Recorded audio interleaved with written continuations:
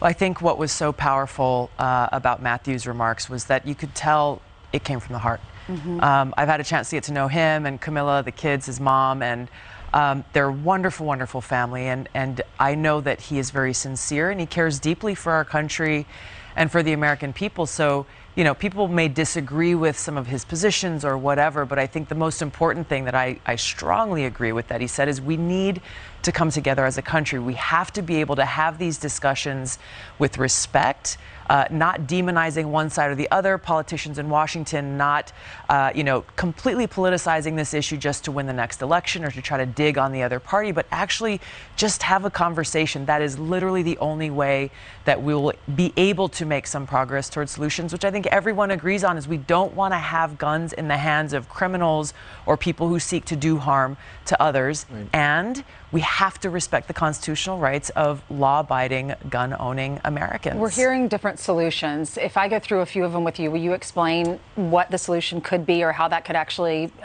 let's start with mental health. If you have anything in your background or any red flags in your past, then let's don't give you a gun, right? Yeah, so yes. However, and this is why the conversation needs to take place, is because, you know, we had a bill that came through Congress when I was there that basically said that an administrator in the VA who says a veteran who comes in and says, you know what, you've got post-traumatic stress, we're going to take control of your finances and you're not allowed to have a firearm.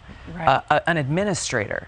So the details really, really matter as we go through this conversation. And that's why, you know, there's a lot of kind of buzzwords being thrown out around the Second Amendment, legislation potentially. The details matter, the conversation matters around this in order for us to actually get to a place where we can find some common ground that can hopefully make some progress towards preventing these kind of to 21? Solutions. You know, that's one I'm looking into. Okay. Again, it's not, you know, I heard you talking earlier, both Pete and I know people who enlist in the military at 18 years old. Yes, you go through, as I did when I went through basic training, you go through a lot of you know, safety training, you know, dry fire before you ever handle any kind of live rounds, the kind of security that exists in the firearms being locked up and not accessible, et cetera, et cetera.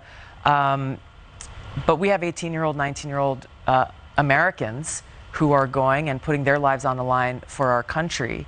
And for them to come home and to not be allowed to exercise their own Second Amendment rights that would be a problem. Yeah, right. it would and be that's a problem. The gun they're comfortable with and they know how to shoot. Well, right? Let's see what Congress does, because they're meeting and, you know, people are demanding something happen. Let's see what they come up with. Yeah. Meanwhile, yesterday there was one senator, a U.S. senator from the great state of Michigan, seemed a little tone deaf because while we're all struggling to pay for high gas prices, she's driving a very expensive electric vehicle, laughing as she goes by the gas stations. Watch this. Here's Debbie Stabenow. I do have to say, just on the issue of gas prices, after waiting for a long time to have enough chips in this country to finally get my electric vehicle, I got it and drove it from Michigan to here this last weekend and went by every single gas station, and didn't matter how high it was. And that's a little tone deaf because these cars are so expensive, and the average American can't say, hey, I can't afford $5 a gallon, so I'm going to buy a $70,000 car. Yeah. I mean, I do. I think she probably meant well. Good for her. She can afford an electric vehicle. Yeah. As we're seeing skyrocketing gas prices, but I think most Americans have heard that and said, yeah, okay, no shot for me. Thanks a lot.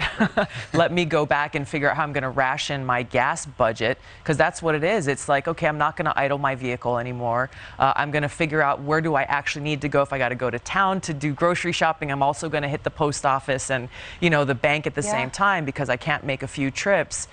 In Hawaii right now, gas is almost $6 a gallon, and I know that those are the decisions that a lot of folks are facing across the country. No kidding. Well, Tulsi, thank you very much for joining us. Thank you. It's great to see you guys. Enjoy New York. Thank you. We need to go to Hawaii. You do. You should bring the show to Hawaii. This is an island. I'll take care of you guys. Different. Yeah, exactly. Thank you. Thank you. Thanks. All right.